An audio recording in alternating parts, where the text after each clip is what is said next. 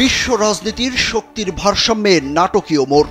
চীন যুক্তরাষ্ট্র দ্বন্দ্বে শি জিনপিং এর কাছে নতজানু ট্রাম্প। যুগের পর যুগ ধরে যুক্তরাষ্ট্রকে বিশ্বের একমাত্র সুপার পাওয়ার হিসাবে বিবেচনা করা হলেও সাম্প্রতিক ভূ রাজনৈতিক পরিস্থিতি সে ধারার পরিবর্তন ঘটিয়েছে। অর্থনৈতিক প্রভাব, বাণিজ্যিক কৌশল ও বিশ্বব্যাপী প্রভাব বিস্তারের দৌড়ে চীন এখন এক বিশাল শক্তি হিসাবে আবির্ভূত। শি জিনপিং এর কৌশলী নেতৃত্বে চীন যেভাবে অর্থনীতির দখল নিয়েছে তাতে বিশ্বমঞ্চে যুক্তরাষ্ট্রকে প্রতিনিয়ত চ্যালেঞ্জের মুখে পড়তে হচ্ছে। ট্রাম্প প্রশাসন নানা প্রচেষ্টা সত্ত্বেও চীনের উত্থান ঠেকাতে পারেনি, বরং অনেক ক্ষেত্রে মাথা নত করতেই হয়েছে।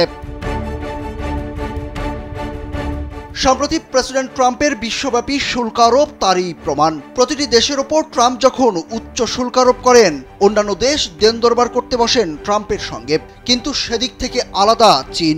ট্রাম্পের এই পাগলামি মেনে না নিয়ে উল্টো বেঁকে বসে বেইজিং।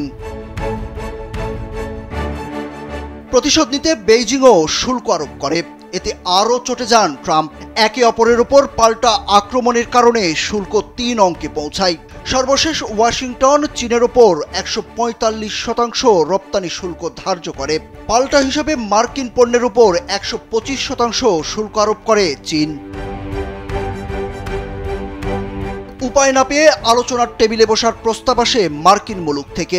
দুদেশের উচ্চ পর্যায়ের সরকারি কর্মকর্তারা বৈঠকে বসেন। বৈঠক শেষে নতুন শুল্ক ৩ মাসের জন্য স্থগিতের সিদ্ধান্ত নেন তারা। সেই স্থগিতাদেশ শেষ হয়েছে ১২ই আগস্ট। তবে এই মেয়াদ শেষ হওয়ার আগেই এক নির্বাহী আদেশে চীনের ওপর শুল্ক বিরতি আরও ৩ মাস বাড়াতে সম্মত হয়েছে যুক্তরাষ্ট্র।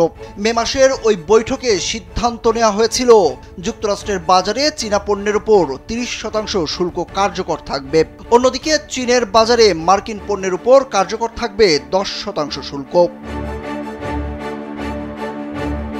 বিরতির প্রথম মেয়াদে অর্থাৎ মে থেকে আগস্ট পর্যন্ত এই সিদ্ধান্ত কার্যকর ছিল।